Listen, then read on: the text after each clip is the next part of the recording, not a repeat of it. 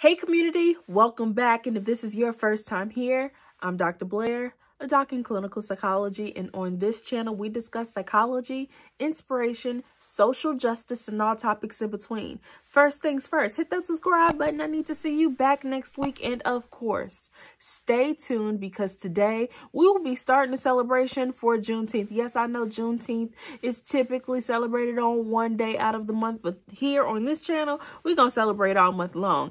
And today we will be talking about transgenerational trauma. So stay tuned.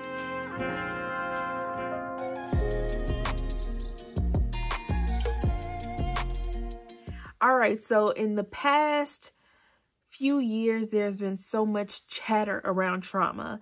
And I need you all to keep in mind that when a large topic hits the public, it typically is going on in a private discipline or, a private field for a bit longer. And then it gets to the general public. So now it's been in the general public for the past at least 5 years, plus or minus a few, about 2 years. But nonetheless, more people are starting to learn about trauma and how it impacts their behavior, how it impacts their thinking, their cognitions. And we need to talk a little bit more specifically about a different type of trauma. Now, it's not necessarily different from trauma overall, but it's looking at how it impacts the collective, a group of people. And that is transgenerational trauma. Now, before I dive into what transgenerational trauma is, how it impacts people, so on and so forth, I need to talk about why I'm talking about this.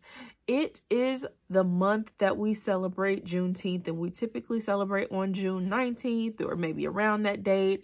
But I will be talking about topics related to Juneteenth all month long, as I said earlier. And the reason for that is when we're talking about Juneteenth and all of its nuances, to try to break apart so many topics and fit it into one episode or one day would be too much. So we're instead going to celebrate all month long here in our community. So make sure that you're sharing with other people so that they can join us. And let's dive into this. So what is transgenerational trauma?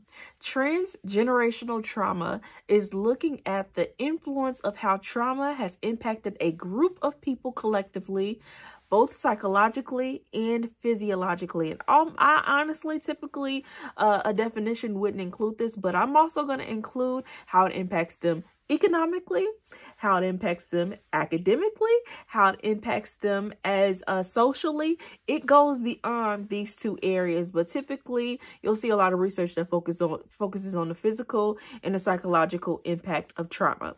Now, since I'm going to include these other areas, transgenerational trauma, especially within the Black American community, runs so deep.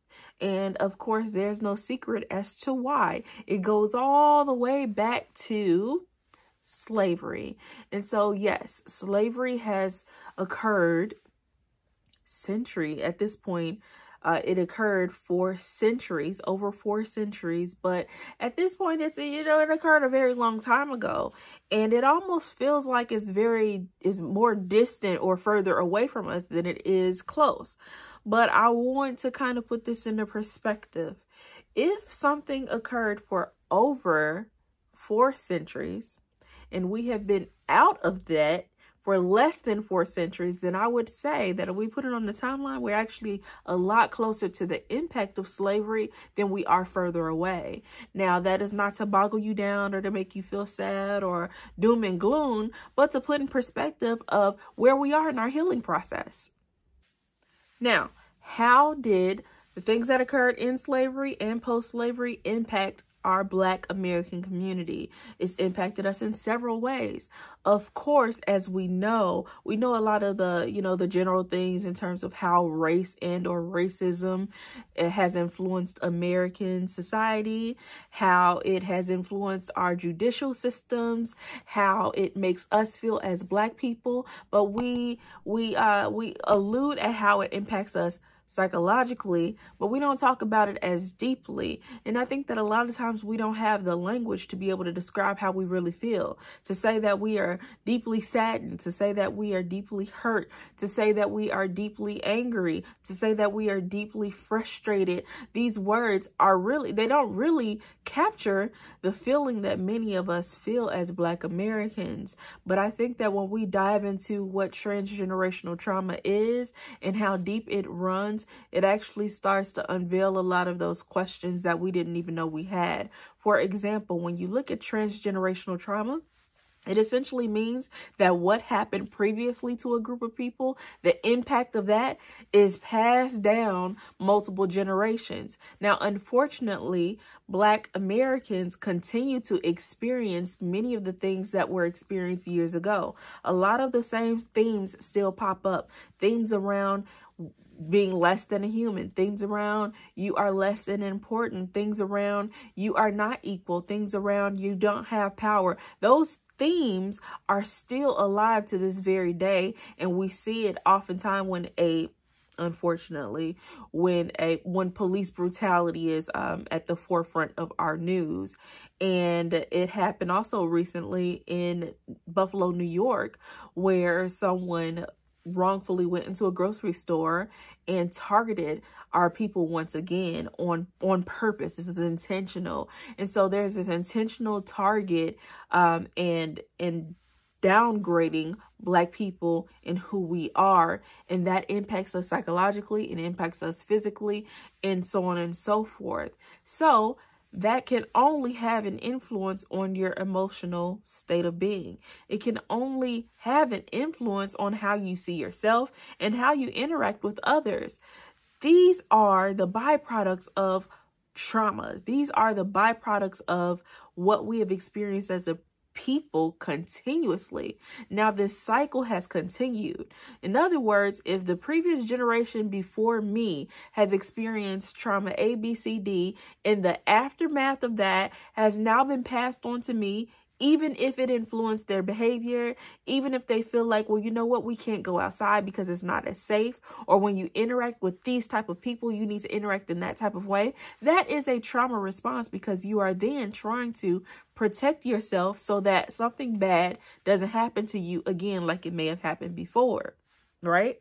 Now, if that is passed on to the next generation, and that current generation, my generation, experiences something, then it is then safe to say that I am likely then to pass on some of the things that I learned from the previous generation and they learned from the previous generation on to the next generation. And you see how this happens? It just keeps on getting pushed on. But if it's pushed on and not paused to learn the history of it and then heal from it, then we actually are creating a cycle and continuing a pattern instead of disrupting the pattern. Some people may say, Dr. Blaire, how do you disrupt the pattern? Great question. We have to disrupt the pattern by first gaining knowledge. If we don't have knowledge, I've said this time and time again before. Y'all probably tired of me saying this, but I'm gonna keep saying it. People perish, they suffer due to the lack of knowledge. If we don't have knowledge, then how could we potentially even start to change something that we're unaware of? If you don't know you have a problem, then you can't change it. Once you have some acknowledgement, you have some awareness, then acknowledgement, then you're able to, take power and move forward and make some changes. So we have to educate ourselves and others. Then we can move forward and actually starting to target some of these smaller areas in our patterns to heal. What does healing look like then? Healing looks like starting with you.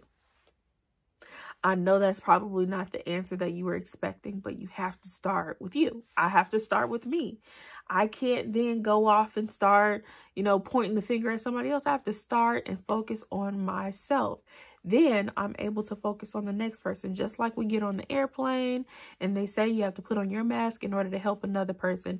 We all make change by changing with ourselves. And actually, if we play a numbers game, if we all are focused on ourselves, then we're all moving forward. This is why I say what I say at the end of the video. If I'm great and you're great, then we're a great community. We have to start with ourselves. And if we work on our own personal healing, then we can move on to helping the next person to work on their healing as well. And that is how we then start to move towards doing this as a collective. And we're in better shape to be able to mold and shape the next generation, because we have an understanding of what happened before, and we have an understanding of how it influences us in the present. Therefore, we can positively influence the future. You see how that goes there? You see the process there? It makes full circle. We have to start with ourselves. Transgenerational trauma runs so deeply that it actually can change your biological makeup. And what I mean by that is, I talked about at the beginning how it influences your physiological and your psychological state and some other things, right? Well, when we look at the physiological, the physical cells, it actually can influence our DNA. It runs that deeply. And we know a lot around. I'm not a scientist. I'm not a medical doctor, so I won't dive into this that deeply. But when it changes your physiological makeup, it then has the influence to change how we look, how our brain is shaped, therefore influencing part of our functioning. And not to go into this too deeply, because it can get very scientific-y, and sometimes it can get a little confusing if you don't fully understand some of the terminology. But that is how much trauma influences you. Now, I know a lot of people are thinking, oh, I better avoid another traumatic event. Sometimes we can't really avoid trauma because it doesn't discriminate against anyone. Anyone can experience trauma, and many of us inherit trauma. Some of us inherit more than others. So this is more so just so that we have this information of how, as Black Americans, we have gotten to where we are today, and how we've got to really have a lot of patience with ourselves so that we can really work on our healing, patience with ourselves as an individual, and patience with other people as well in our community. Be patient. This takes time. We're talking about healing as a people, not as, a family. Although your family, your individual family unit is part of this, is involved in this, even your church community is involved in this, but until everybody gets the healing that they need, then the work is not done. Everyone, we all have to be actively engaged in this, and not in small numbers, everyone. So look at it as a collective, look at it as a community, that we are all working towards being healed. That is the message for today, you all. Not only take the time to reflect on how this applies to you, but most importantly, think about how you are actually going to make this knowledge applicable to your life moving forward and in your healing journey. Now, I have to let you know why I'm doing something different at the end of the video today. Can you believe I lost some of my footage? Wild, right? I know. Well, the rest is still the same. Like, comment, subscribe, and share. Share with your community, and hit that bell notification so that you can be one of the first to know when a new video has been uploaded. And remember, before I go and I see you next week, say it with me, y'all. If I'm great and you're great, then we're a great community.